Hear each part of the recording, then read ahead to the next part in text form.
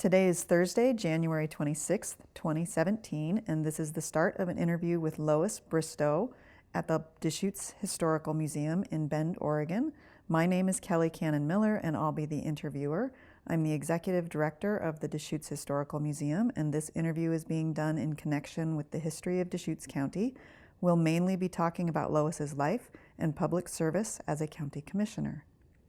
So please tell me your name, your birth date, and where you were born. Okay. My name is Lois West Bristow. I was born July 23rd, 1929 in Monterey Park, California, when it was a small town of 500 people.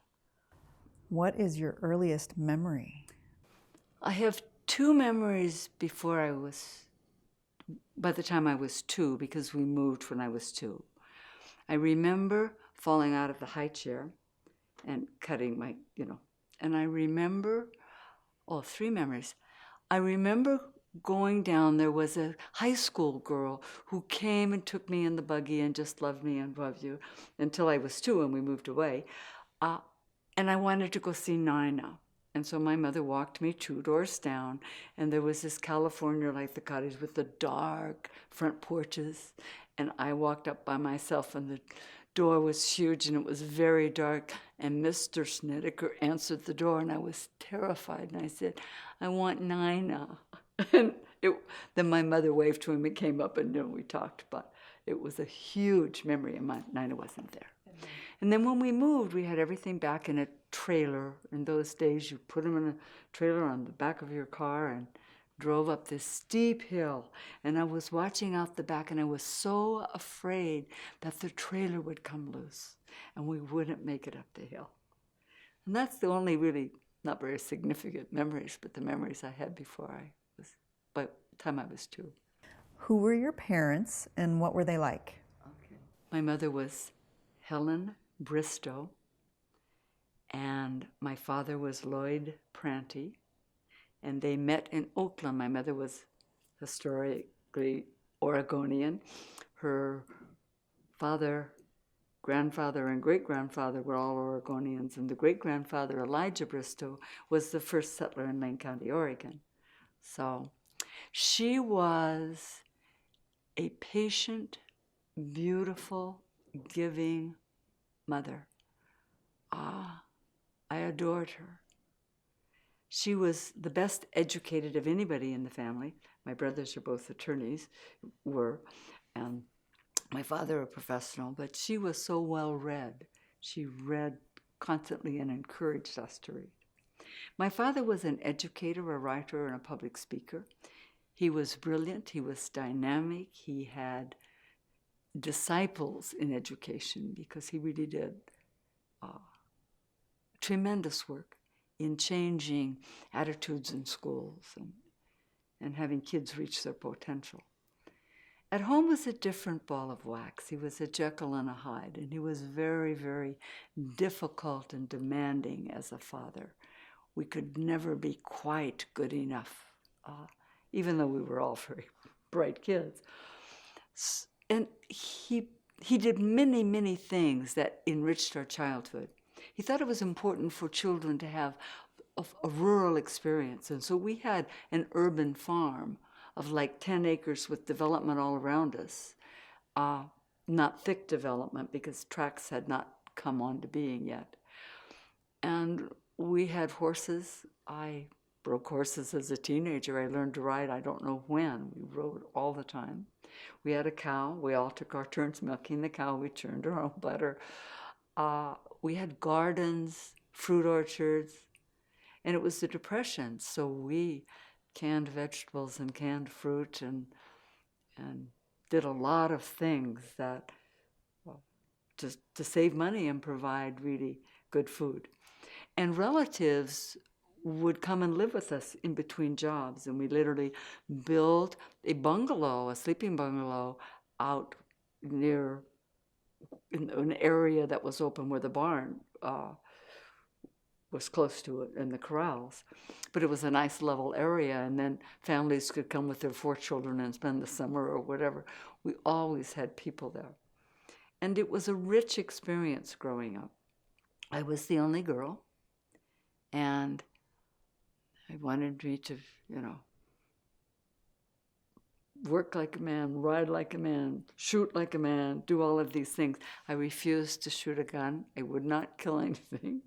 I didn't even like to fish, but I learned to ride and kind of made my way to familial fame, you know, as the rider in the household. All the kids rode, but I loved it. That's wonderful. So you mentioned briefly, but I'll ask, do you have any siblings?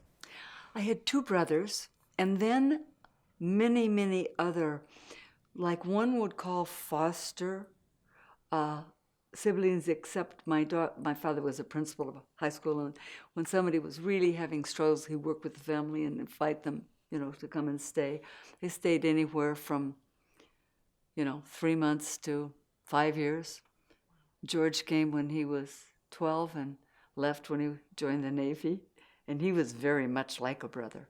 But the 2 brothers, one 18 months older and one 13 months younger, we were close-knit. And very close-knit as the Pranty kids. They both became attorneys and are both gone now. And the one, George, who came when he was 12, we still talk and see each other occasionally. And he's now 90.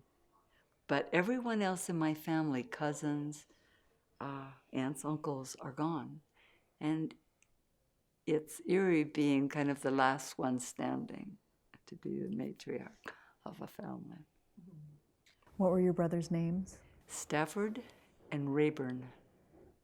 I loved those names. I thought, why did my mother name me Lois, which is so ordinary when the boys got all these great names? I have learned to love the name only because it was my mother's favorite name, and I was her only girl. So That's wonderful. Oh, so did you have a nickname? never. Always just Lois. Mm-hmm. Mm-hmm. What did you want to be when you grew up?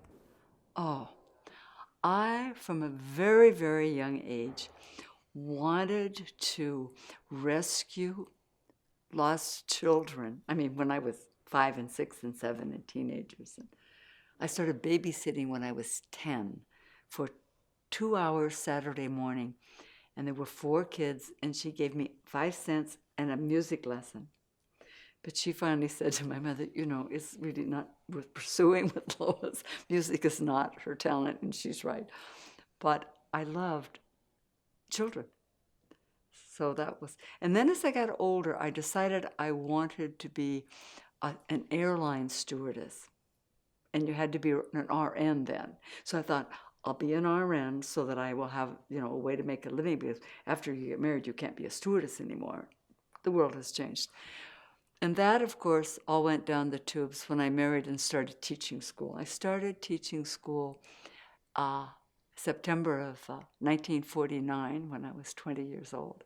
I had 36 fifth graders, and I loved it from day one. And where was that at? That was in Redondo Beach, California, Lincoln School, and I thought I knew everything. I mean, they called me Mrs. Ellis. I thought this was out of this world. And I was grown up, and I looked, 14. And I had just found my home. I love teaching. I moved to junior high, and I loved them, and I would tell them, point out, you will know that this teacher is crazy because you are my favorite age group, So we'll get along great. I've taught at community college, and I have taught at the graduate level. And I've taken years off. I would teach no more than 3 years and then spend 2 years at home and maybe substitute teaching, and then spend maybe 2 years and stay home. So, and the children look back and tell me, we never really thought about you as well. We knew you were a teacher, but we didn't think about you as being away working because our hours were the same. And in those days, you brought your papers home to correct, and now you stay at the school and do all of that work. So I was home when my kids came home, and we had live-in help on those years so that I had time to be with my kids when I was home. It was really a good arrangement. So you married. What was your husband's name? His name was Tom Ellis. He was the developer of the RAND tablet, which became the PC computer. So somewhere in the archives of science, it says Tom Ellis, grandfather of the PC. And he was a brilliant engineer, researcher, scientist, and a challenging individual.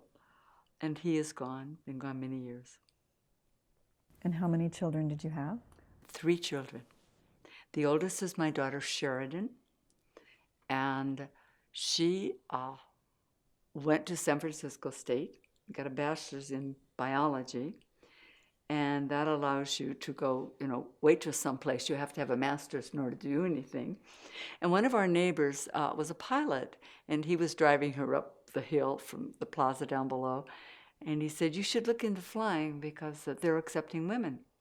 So I said, go down and take some lessons and see if you like it. And she loved it.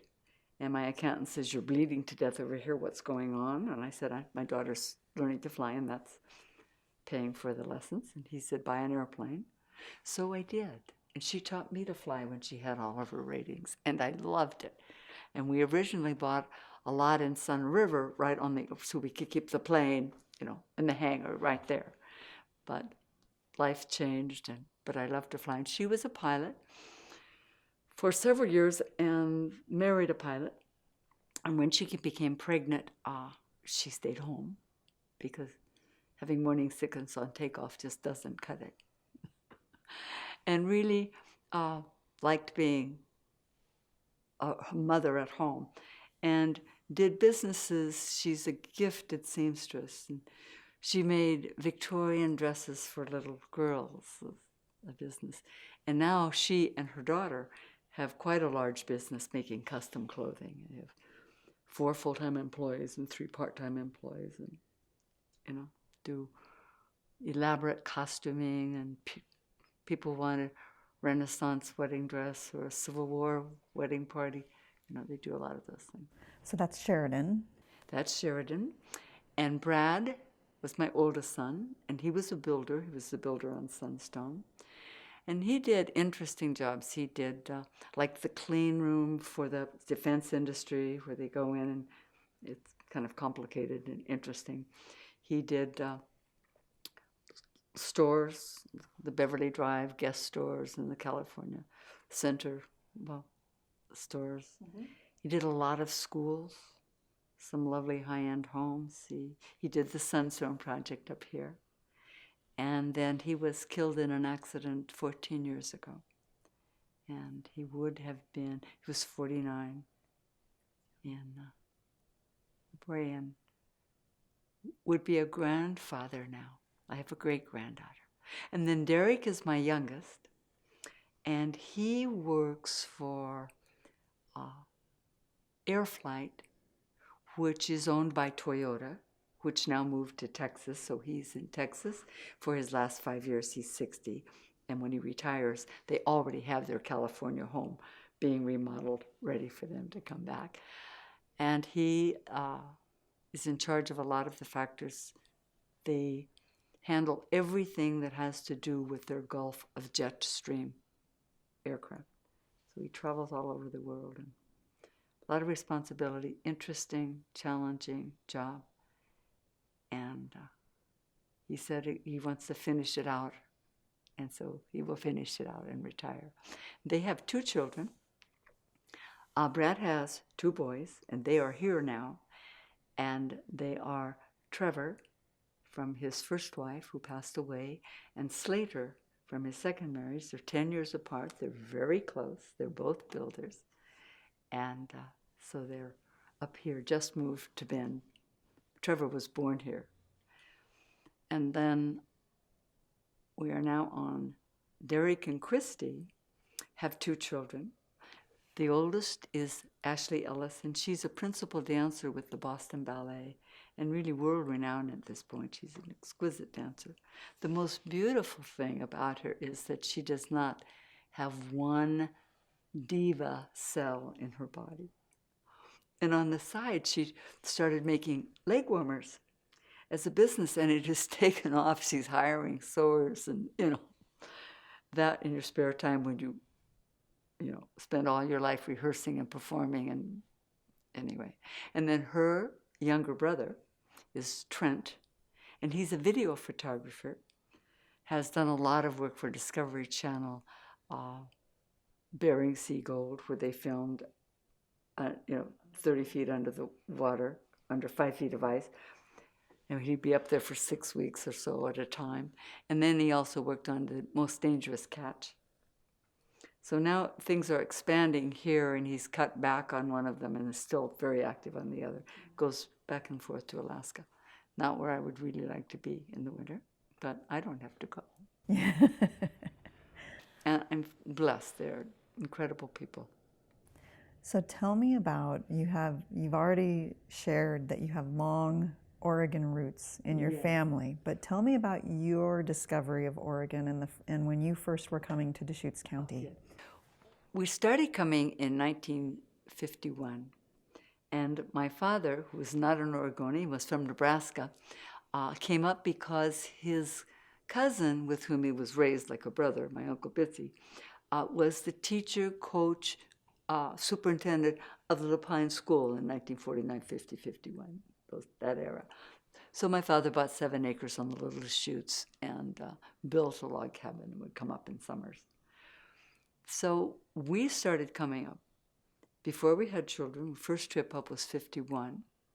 And then when we had children, one thing about the Rand Corporation, where my husband worked, is they felt that people worked more creatively and more efficiently if they took their vacation. So they had a month vacation, and you were given 5% bonus of your annual salary when you left for vacation. Otherwise, you didn't get that money.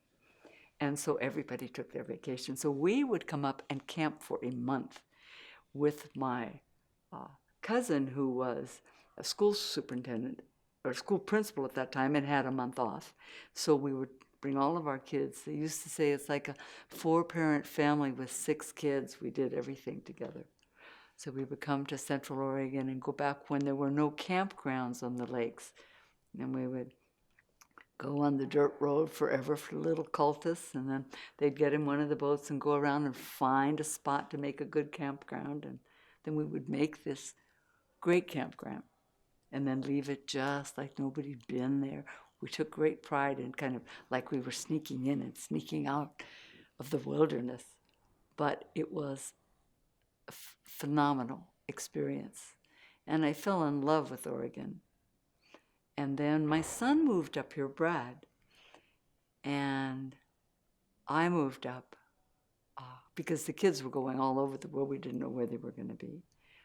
And then we did Sunstone. And what year was that when you moved here? I moved here in fall of 79. We broke ground the fall of 80. I remarried for a shorter period of time, and then left that marriage. They were trying to stop inflation, so they kept raising interest rates to like 24, 25%. And we had all but 4 sold from the models in the sales trailer. And then people started dropping out because they could afford it at 8% and they couldn't afford it at 12%. And then they couldn't afford it at 16%, and they couldn't. 3 people paid cash. And it was a sad time. But after that time, right during the whole year, early in the game, a group of people came to me and asked, would I run for county commissioner? In California, we have county supervisors. So I wasn't quite sure what it was. And I said, like, is it a real job? I'm not in a position to volunteer my time anyplace. And they said, yes, and we would like to see you on the job, and we will back you. I ended up running as an independent, which meant I had to get 1,800 signatures, which gave me a lot of exposure. And I attended every candidates fair where there were 2 people. And I attended the commission meetings because I certainly had the time. And it was interesting to go to every county commissioner meeting and to a lot of the hearings and to get a taste and a feel. I'd worked with bureaucracies and bureaucratic organizations as a consultant, so I wasn't totally foreign territory for me, but it was in a political context. And I previously had thought, when I'm 60, I think I'll run for Congress. That would be an interesting thing. And here it turned out not to be Congress. It turned out to be county commissioner, and I loved it. I was asked by several people to run for state senator. I said I was crazy, but not that crazy. You have 3 counties to take care of instead of 1. Instead of 1. You go to so many things then. And I left and moved to Minnesota and stayed with my daughter for a while, and then came back to California, built a home, designed and built this lovely little home in Los Olivos in Santa Barbara County, and was there 20 years. So how old were you when you ran for county commissioner? I was 50. Seems like a long, long time ago. I was 50 when I came here. I was 51 when I ran, because it was after the January, when everything collapsed. So I was 51 when I ran, and I think I was 53 when I campaigned for a year. I was 52 or 53 when I was elected. I forget those little details. And 8 years later, whatever I was no longer county commissioner. Describe campaigning for me. What was campaigning like? And campaigning was fascinating. Running as an independent, I would lose party votes on both sides automatically. It's just a given. So I knew that I had to run a creative campaign. And I developed a slogan that said, she has the ability to do the job and the energy to do it. No, the energy to do the job and the ability to do it right. Because I thought I better address my energy head on right up front so they'll know what they're getting. And I pretended I still had a consulting firm. For 10 years, I had an active consulting firm, starting with just myself and another person and ending up with 12 employees and over 100 contract professionals. And so I thought, I'm going to take this as an assignment on a contract that I have to deliver on. The only problem was I didn't have a staff to do anything. So I started out planning a campaign and analyzing the needs and researching the precincts. And I campaigned in the primaries, even though legally I didn't run in the primaries, but I was at every candidate's fair, and knocked on doors until my knuckles were bruised, I swear. And people began to join, can I work on your campaign? I'd like to work on your campaign. And I ended up with close to 80 people. So I developed a booklet breaking down every task so that people wouldn't be afraid that they would just get devoured working in a campaign. So if you wanted to put up lawn signs, this is a procedure. If you wanted to make phone calls, make 10. Ask other people to call. This is the procedure. If you want to do this, this is the procedure. If you want to get a paintbrush and join me painting signs, this is the way it's done. And you want to put up lawn sign, all of the points, so they could just it was a menu, and they could choose what they wanted to do that was reasonable for, people have lives, families. They can't just, jump ship and work on a campaign sometimes. Sure. So you're elected, Mm-hmm. you take office. What were the major hurdles facing the county commission at that point? First, this is crazy. The first thing I did was go out and get donations to redo the reception area. The filing cabinets with the sacks and the Coke bottle and the cheese chips or whatever on the tops of them. So we redid the front office on no county costs. That was my first little, very quick thing. Really quick, what building were you in? We were in the old building that became the juvenile hall, and I don't know what it is now. It was before the new county offices were built. And then the internal organization, as far as filing, we got someone from COCT who headed the office management division or whatever to come in and give a workshop and show how to set up modern files using modern systems that are no longer modern. And then we systematized the purchasing, because the little shops just went into every secretary every week and said, what do you need? Well, I need a box of pencils. I need a ream of paper, you know. So we inventoried what was needed. People made a 1 month order. We put it out to bid. We saved $50,000 a year. Wow. That year. Mm-hmm. And so there were some simple logistic things that I was interested in getting done. The big thing done by the county that we as a commission worked on, that the previous commission had already made great strides on, was reorganizing community development.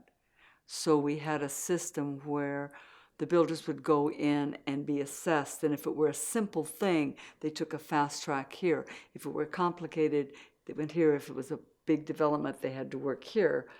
And it simplified and made it much more responsive and efficient. Mm-hmm. As a commission, we updated the land use plan. As I was asked to head the regional strategy, which ended up having the visitor center, where we tapped tourism as a vehicle for introducing businesses to Deschutes County. Then, in my heart of hearts, what I worked the hardest on was to put the child support program in. There wasn't a lot of interest in it. They were reluctant to start it with the $30,000 before the government came in. They just had no movement in wanting to get that done. Mm-hmm. So a lot of my work was in the community, establishing the base and organizing, and ultimately getting someone to come down and give a workshop on what it meant and how it was done. We ultimately hired that couple to come and run the program. And we put it on the agenda, and women turned out in droves to be there. It passed unanimously. And we went from, I think it was 27,000 being collected voluntarily. And in 3 to 4 years, we were at $3 million. It was a very effective program. To have a mother come up to me in a parking lot in tears and tell me what it meant to finally, her son was 12, to have this money and they could get a decent place to live and all those things. So that's the one that warmed my heart more than anything, personally, even though I'm pleased with some of the other things. And I was part of a commissioner that made some significant changes in Deschutes County for the better. Mm-hmm. Did you serve 2 terms? I served 2 terms. What was re-election like? Well, the second time was really interesting. Everybody expected me to win, so nobody was really worried about donating anything to a campaign. And so I came up with the idea of a newspaper. So I made a miniature newspaper called the Prantee Review. And it was filled with everything that's in a newspaper, you know, the big news, the sports section. It had a Dear Amy part, it had a crossword puzzle, it had all of the stuff that a newspaper has. And it had an ad on the back for me, and it had my little cartoon at the back of me, you know, hoping that I hope I, you know, win again. I'd like to serve again. And the last one was, please, a simple majority will do. You know? But it was very effective and worked very well, and I won very significantly with a reward to know that people responded. So. Were there any conflicts that you remember during that time period? You know, there are always conflicts when you have different perspectives from different people needing to come to closure. But we worked well together, basically. And I thought that both times we had an effective commission. We didn't have any ongoing wars or, you know, animosities. We had strong disagreements because we're different people. But nothing ever came to blows. We weren't non-speaking, or there wasn't that kind of tension. So it was effective. I mean, there were differences for me because we had Abe Young, the old-timer. I just loved him. And then we had Tom Troop and Larry Tuttle, both new. And then the next time, no, Tom Troop wasn't in there. Who came with Larry Tuttle? Larry Tuttle and I, Larry Tuttle, Lois, and that's 3. Counting is difficult. 1, 2, 3. And then Abe retired, and Dick Maudlin, I think, took his place. And so we had a change of, there's a different dynamic when you have a different group of people. Yeah. But it turned out to be a compatible dynamic, considering that some of our opinions were quite diverse, and some of our methods were very, very different. We came to a closure that got the job done. And we can all feel good about that. Yeah. So we talked about the economic downturn. Yes. Was part of the reason why you ran. Yes, it's why I was certainly not busy anymore. And a group came to me and asked me to run. I think we covered that. We did. So were the commission, the years you were on the county commission, what were your hopes for Deschutes County? We really focused on economic development and the regional strategy. I mean, the Economic Development Office in Salem commended the 7 people who led the various strategies as 7 Oregonians who'd made a difference. And it did make a difference, and it was rewarding to see something materialize that had an impact.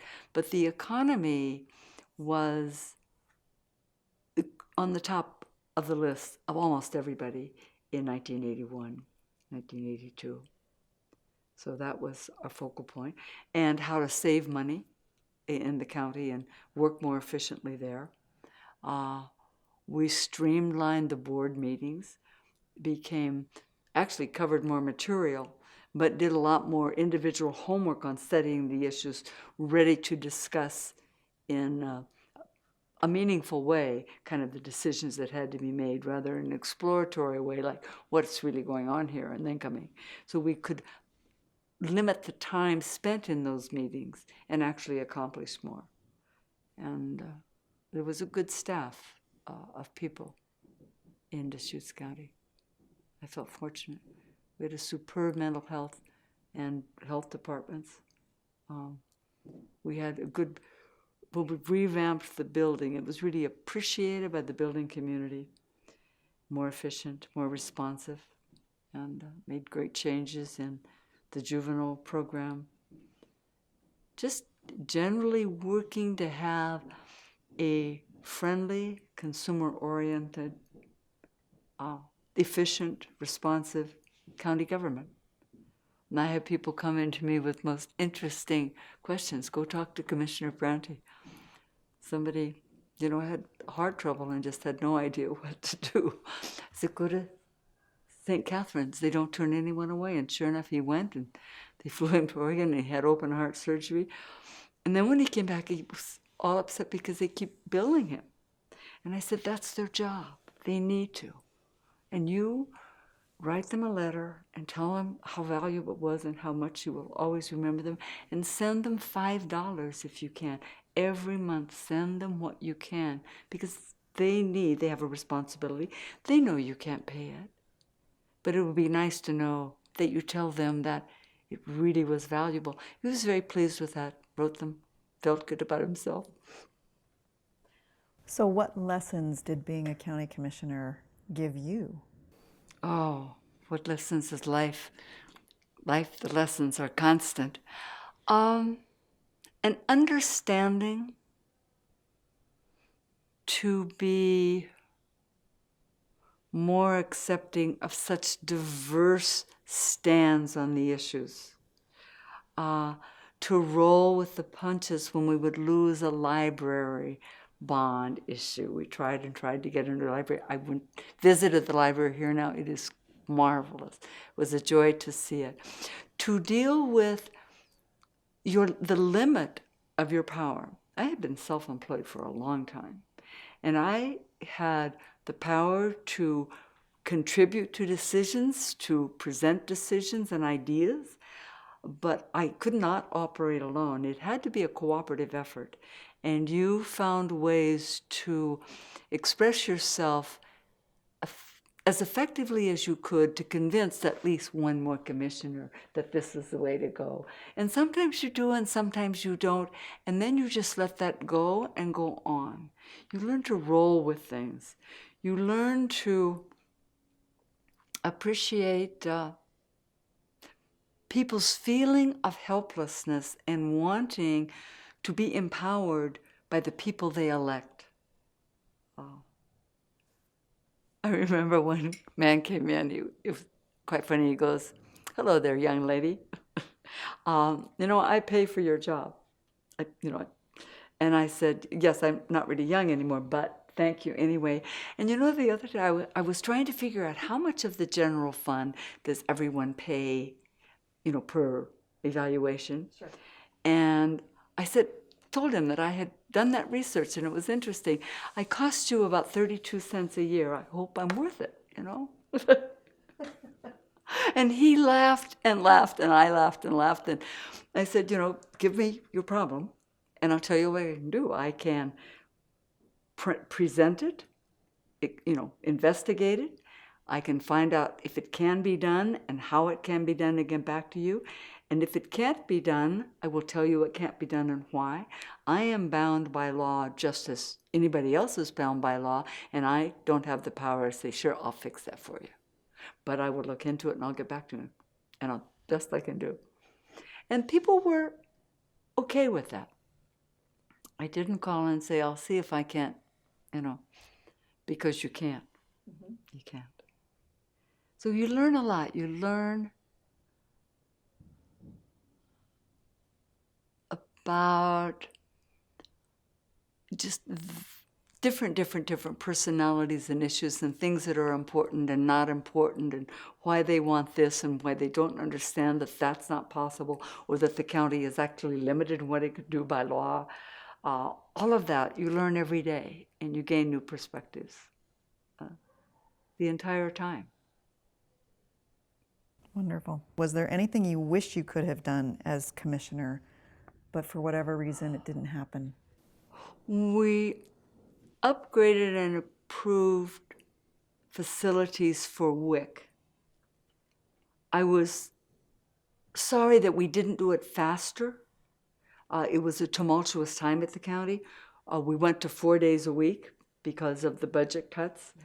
Mm-hmm. And you look back and I think, I just should have pulled off some things and given that more time, because that is such a worthy program dealing with women and young children, infants, So that was one of my regrets. I felt pretty good about what we had done as a commission, and I didn't feel there were any gaping holes. There's always more things you can refine. I'm sorry I didn't spend more time with the Public Works Department. I wish now I had ridden with them on the snowy mornings on one of the snow plows and really known that world. Mm-hmm.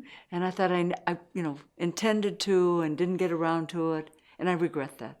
I would love to have done that and had a closer connection with the perspective and the needs of something that I'm really not integrally involved with, except driving over on the top of the roads. I think that's something that would have taught me new things. So the Council on Aging and the Council on working with the various low-income groups, and I can't really remember the initials at this point. Mm-hmm. And I was on their board of directors. You're on a jillion board of directors when you're the commissioner, so it's nothing like I have a star in my crown. It's part of the job. But seeing those programs develop was rewarding to me.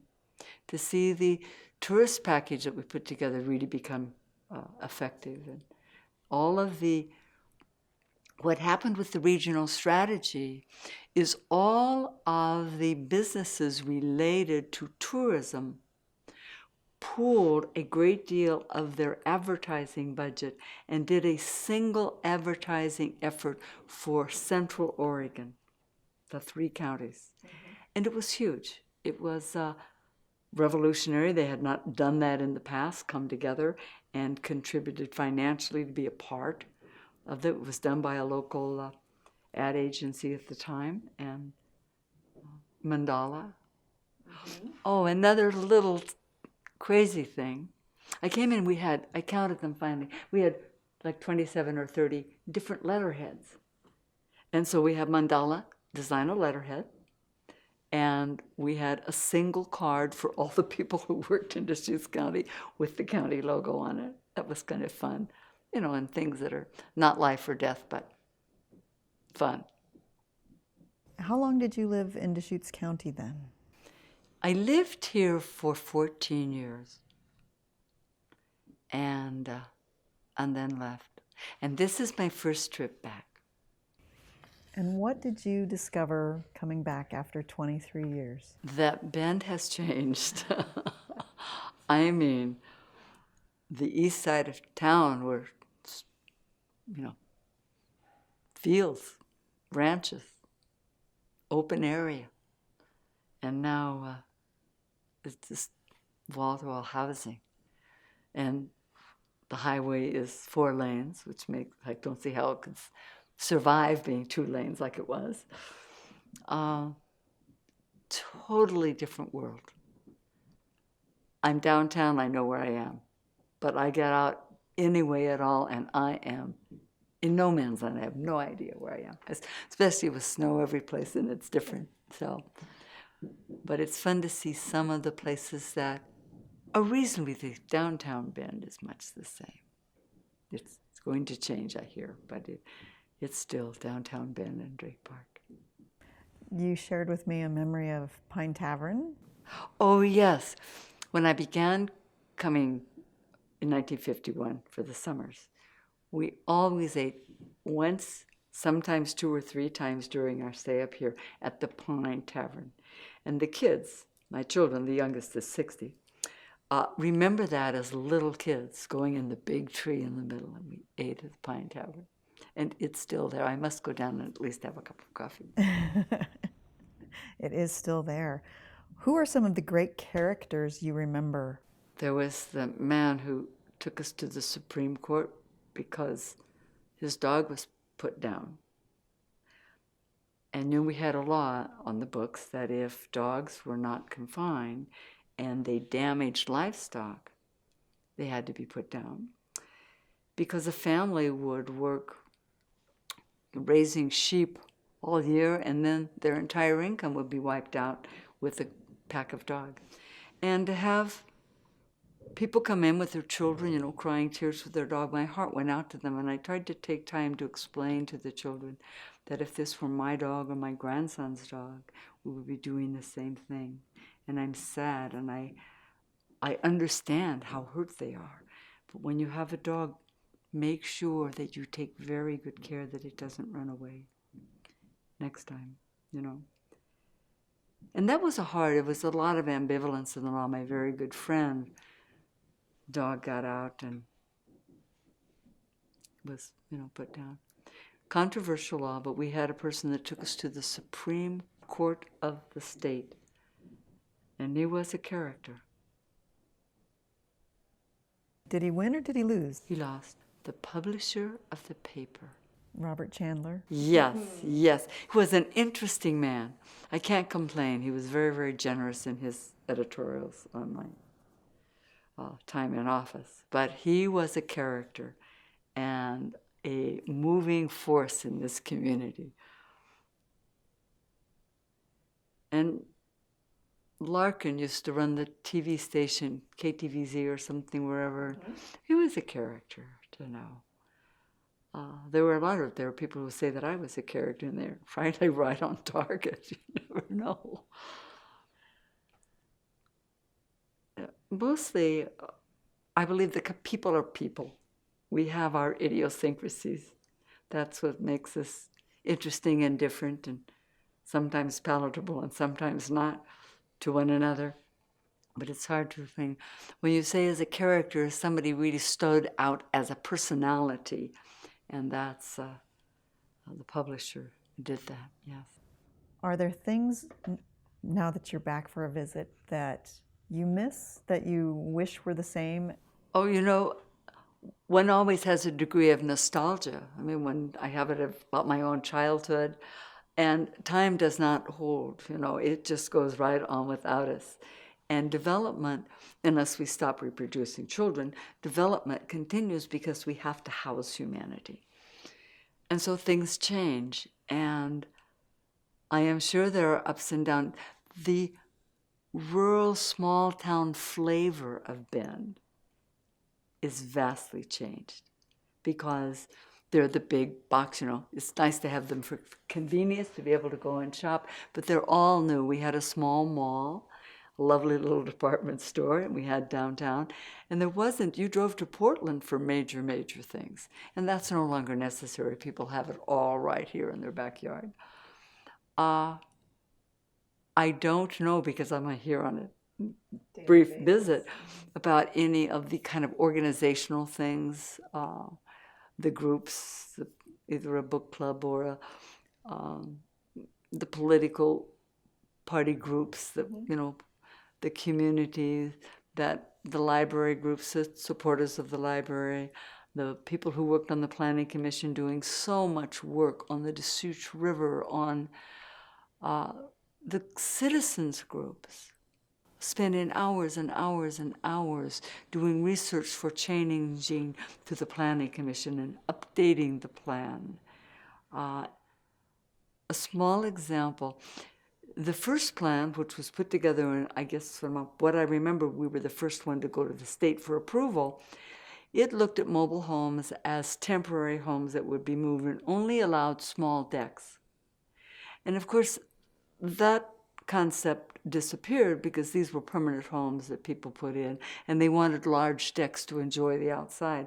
There were a lot of hard feelings when the county would go down and say, you can't have this. And that was changed when we updated the plan to be more realistic with the needs and the changes of the times. It's just one small thing. And there was research done about the Deschutes River and protecting the river. And a group of citizens volunteered hundreds of hours developing the plan and policy to present to the board. That kind of dedication, I remember with profound respect and being moved by the amount of work that people did, just because they cared about the county.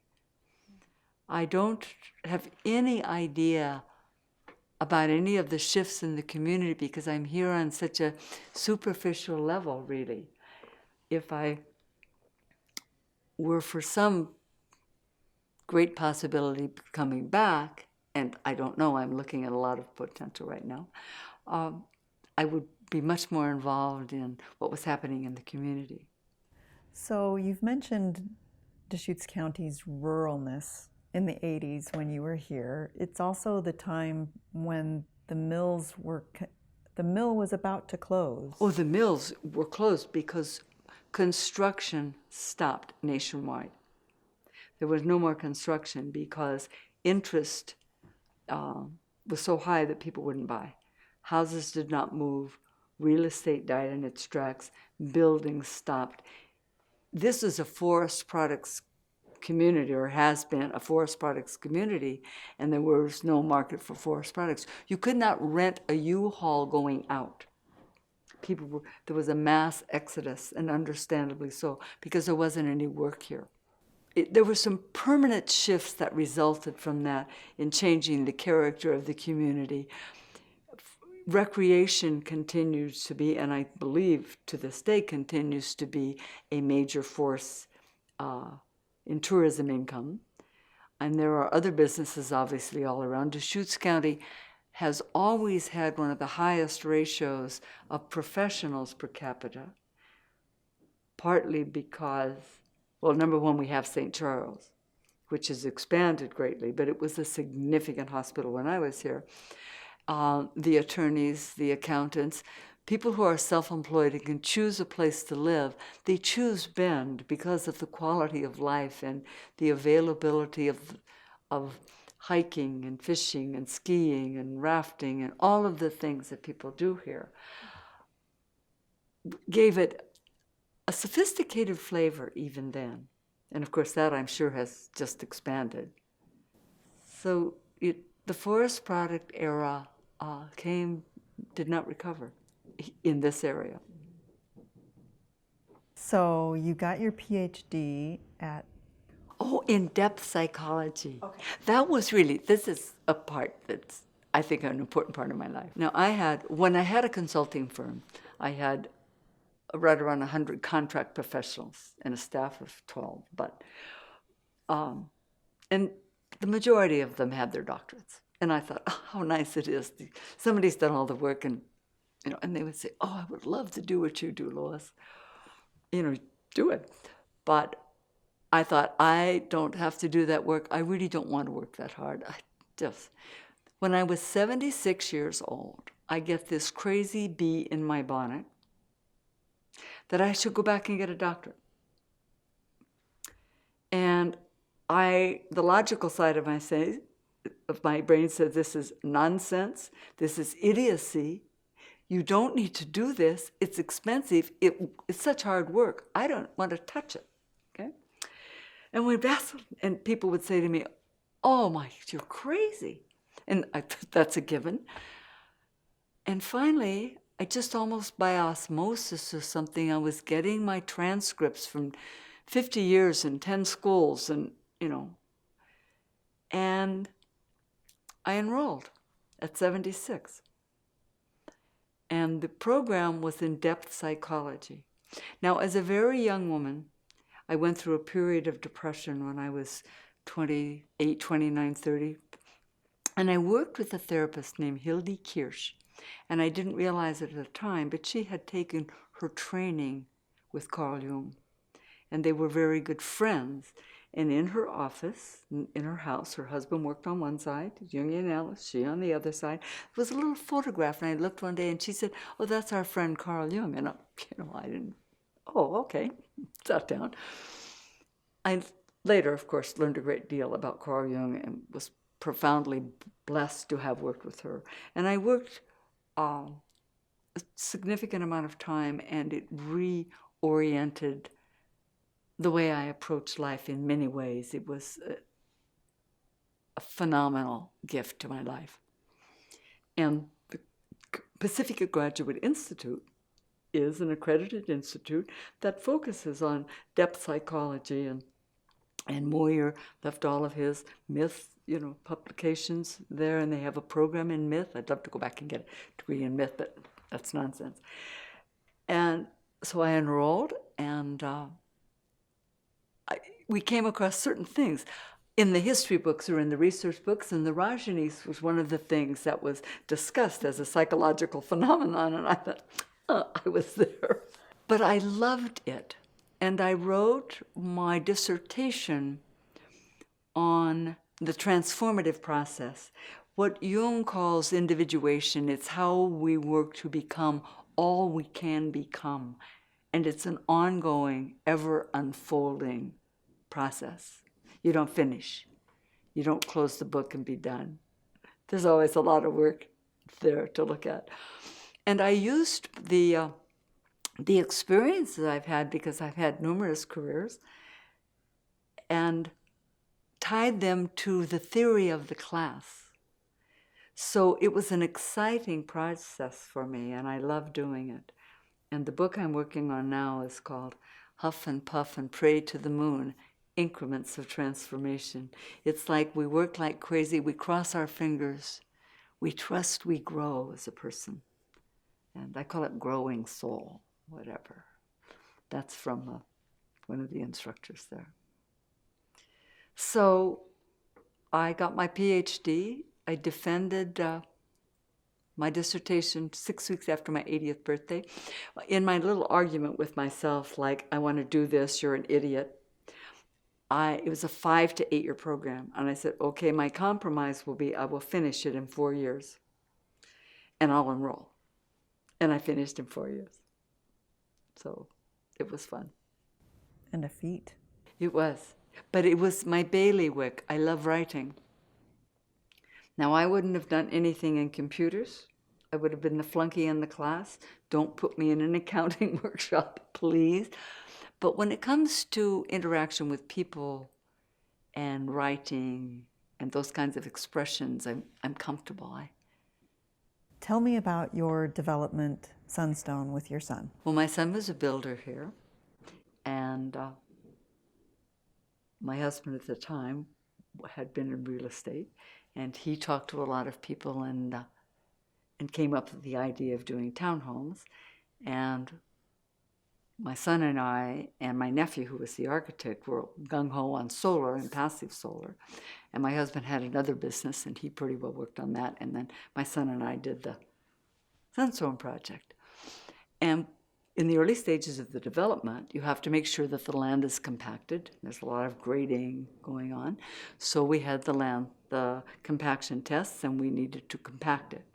And we had a big sheep's foot, like they use on highways, trailered over wide load from Portland for 1 week for several $1,000s. And we go to call somebody to come and run the compactor, and it's deer hunting season, the first day of deer hunting season, and there is not a male in Deschutes County. So I said to the guy that brought it over, I said, show me how to drive it. And he looked at me and I said, show me how to drive it.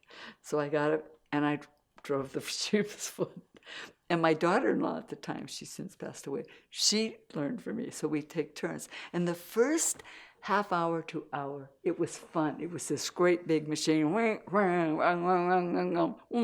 back, and you're kind of going over the rough stuff. And then it got to be, my God, people do this for a living. All day long, they go down the highway. Then they turn around and go back the highway 8 hours a day. I am so profoundly moved by the capacity to meet that necessity. That's how we build things in this country, is by a lot of repetition. And nothing would have happened if I'd been the one who has to drive the sheep's foot all day. But I drove it for a week, and we got that compacted, and the tests were fine. It was not on my career list to seek further employment. I look back, and I'm glad I had the experience because it gave me profound insight and appreciation to the substance of monotonous work that you take for granted. You see the guy running the equipment, all kinds of equipment all day long, and there has to be a certain focus and a certain stamina that is essential if we're going to build things like we build things. And I put in a very short stint. It was a long week, but it was a short stint. That's a great story. And none of the houses have fallen over. Sunstone is native to Oregon, the actual gem. And so the logo that's in front is made out of tiles, showing the Sunstone logo. It's really quite pretty. It's there. A brilliant little piece of marketing to call it that. It was a great piece of marketing to name it Sunstone. Oh, yes. Since it was the state, unique to Oregon. Right, right. And the people at the University of Oregon did all the solar calculations, and we used solid core brick, to line the walls that were in line with the clear story windows, and they heat also the thick slab under the wood stove and emanate out into the room. So you have this soft heat. It's wonderful. So they all had top-of-the-line wood stoves. So they were interesting, and there was a lot of heart in them, to be doing something that we thought was worthwhile. And then the interest came. Went to 25%, and we couldn't find buyers. We had buyers, We had all but 4 sold, but they had to drop out. 3 paid cash. That's what happened. But they're still there. They were a good time of my life. So when they crashed, of course, that's when people came to me and asked me if I would run for county commissioner. And I'm glad I did that too. Was it unique for you to be an independent and not be in a political party? I don't really know, unique as one of a kind, whether independents had run before. It was appropriate for me to be an independent, philosophically in a lot of ways. And I'm glad, because I did not see that as a partisan office.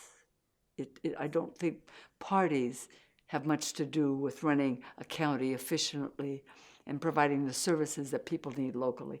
And there's something about being on the front lines of public service because you are right there with the constituency.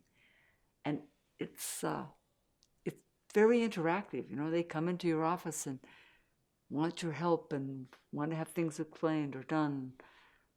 I enjoyed that closeness to and I was the second woman. The first woman dropped out for some circumstance early, after a couple of months. And I was the first woman to chair. And I'm waiting for the day where there are no more first women jobs anywhere, because we want all human talent to be able to be where they can contribute most effectively. So there was kind of a little to do about the first women to serve the full time. And now they've had many women, and I think that's a great way to go. How would you inspire someone to run for public office now? I would point out the need, but it takes a high degree of thick skin and stamina that was not present when I ran for office. I remember some guy came up and said, "You guys are probably, corrupt or something." I said, "We may be inept, but we're not corrupt." That part wasn't there. And now the political situation is so charged with animosity that it obscures the function of a democracy, which is there to meet the needs of the population. And there has to be compromise and balance, because there are never going to be total agreement on anything. I don't care what it is. And we've lost a lot of that over the last several years. The thought that, yes, we are here to run the country and look at a problem and compromise and hold on to some things that we think are important. The other side holds some of the things, but we both give a little to make it happen. And that's essential. And I think that this has been so divisive and angry that it's changed the very essence of campaigning and serving. You're on the right side or the wrong side. You're the good guy or the bad guy, or vice versa. And there's no interesting person coming to bring to office what gifts they have to offer. And nobody has all the gifts. Nobody does it all. Nobody sees it all. Nobody understands it all. It takes this collaboration. And compromise and collaboration have become serious words that are not nice words. They don't want, it's a dirty word to compromise. You don't sacrifice your values. In a democracy, you work together. And I would have a hard time enthusiastically telling someone, yes, please run for office, even though we need people who are dedicated and committed to some kind of working together in government at all levels. I do think working at a local level, and I say this without knowledge because I have not served at the state level, have not served at the national level, but the local level is so rewarding in the interaction with the people you serve. It's just great. I loved it. Thank you. You're welcome. You're welcome. I was glad to be here. Lois, will you read us a passage from your book, Death Comes Not as a Stranger? I'd be delighted to. We've added a subtitle. It's called Befriending Death and Finding Peace. But Death Comes Not as a Stranger was the title that came to me when I wrote it. This first page sets the tone of the book, and it's called Dancing. Unbeknownst to me, the dance I dance so fluidly is led by an unseen partner, while all along I thought I danced alone in stunning grace. Willingly held in the arms of my shadows, I am swirled away to dance with grand precision the repetitious steps over and again. Treacherous are the steps I thought sublime. Cautiously, new steps take form. This time dance alone until the music stops abruptly. The dance is over. Yet all the while I have known the last dance waits for everyone, for me. When death extends its hand in invitation, may I take it willingly and with grace, yielding into waiting arms, and on to the sacred dance floor of the vaguely familiar yet strangely unknown, will I keep alive the wonder, the sparks of wonder and of mystery? And it ends, my heart sings to hear Jung's timeless theme, I am and remain in search of myself, of the truth peculiar to myself.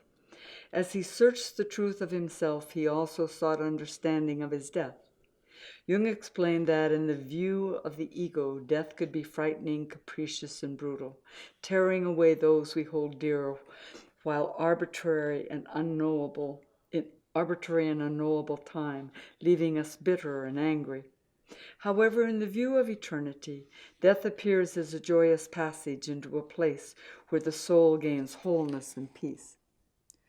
What one believes to be true about life is usually parallels what one believes to be true about death. Perception and question abound and intrigue us. Answers delude us.